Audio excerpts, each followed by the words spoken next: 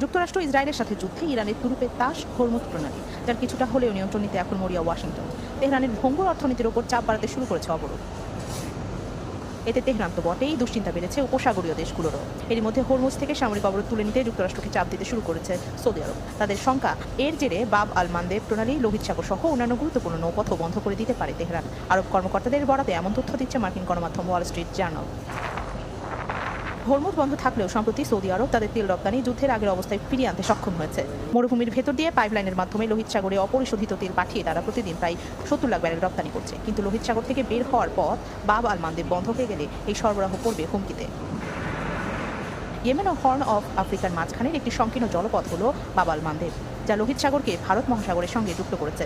Suez খালের দিকে যাওয়া এই প্রণালী এশিয়া ও ইউরোপের মধ্যে জাহাজ চলাচলের অন্যতম গুরুত্বপূর্ণ রুট। ইয়েমেনে ইরানের মিত্র হুথি বিদ্রোহীরা বাব আল মানদেবের কাছের উপকূলের একটি বড় অংশ নিয়ন্ত্রণ করে। আরব কর্মকর্তারা বলছেন প্রণালীটি আবার বন্ধ করে দিতে হুথিদের ওপর চাপ দিচ্ছে ইরান। তেহরান যদি বাব আল মানদেব বন্ধ করতে চায়, এক্ষেত্রে হুথিরাই হবে তাদের প্রধান সহযোগী।